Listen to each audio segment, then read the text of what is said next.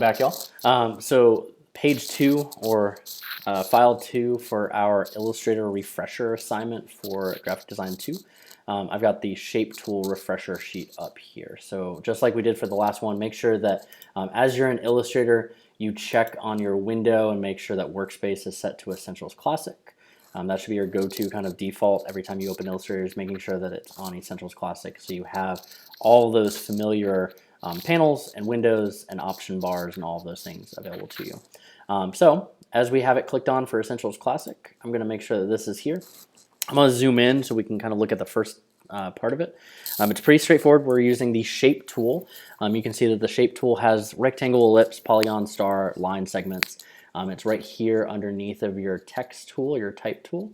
If I right click on that tool, we can see all of these different things. So most likely if you've not used it yet, you're seeing the rectangle tool, and then you can see all of the rest of the tools here. So for the rectangle tool, if I click and drag out a shape right now, my fill and my stroke are set to white and black respectively. So I can change that color for fill. I'm going to change it to something like red, right? And I'll keep the black stroke. If I draw a rectangle, pretty straightforward, right? I'm just clicking and dragging out the rectangle.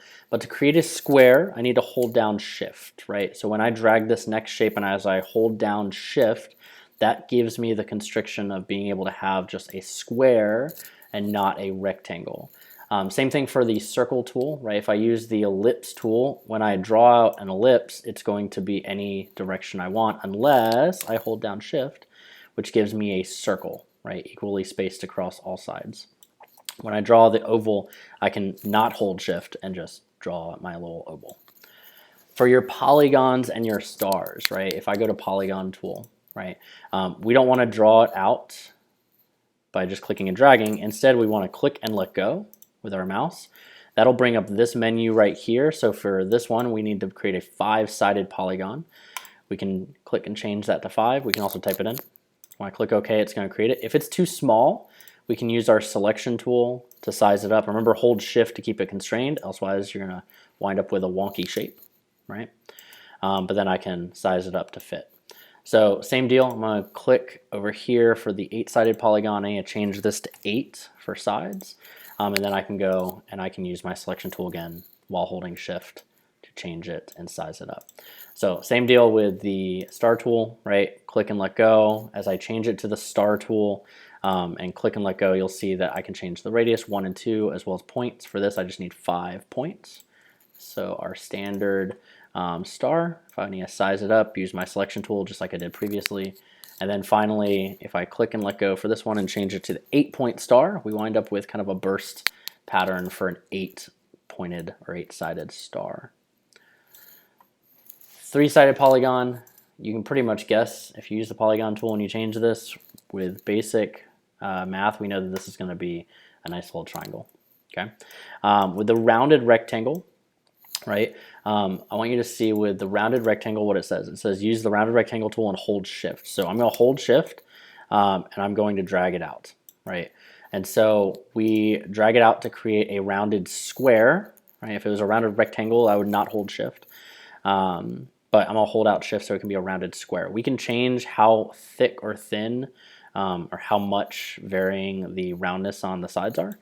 For Pac-Man, we need a circle, right? To create our little Pac-Man, we need to hold Shift to create a circle, right? So I'm going to hold Shift, drag out my circle. I'm also going to change this color. So remember, changing the color of a shape, I can go here and double click on the fill at the bottom of my toolbar. I'm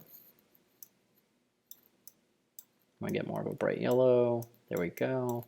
So we've got Pac-Man, but right, we drew a circle. We need to go to Properties and Pi Start Angle. So if we look over here on the right side, we see Properties, right? And if you go under Transform, because we are transforming it, we're changing it, we're editing we're transforming the shape overall.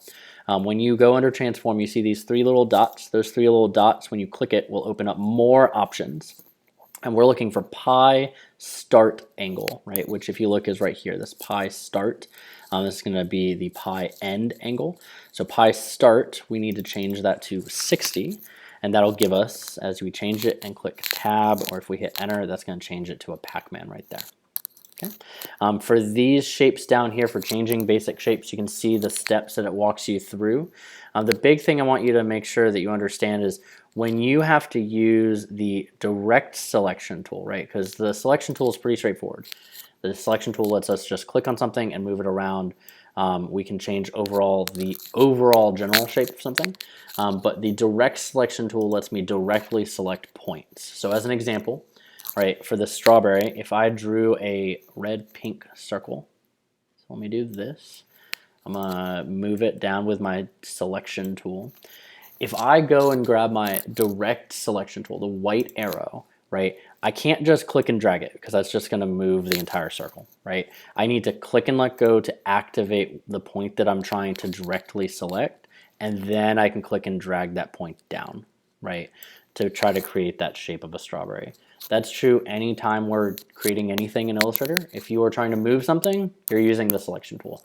If you're trying to directly select and adjust anchor points, you're using the direct selection tool, the white arrow, to try to click and choose a point to try to click and manipulate. Okay. Thank y'all. The next video up in this series is the pen tool refresher.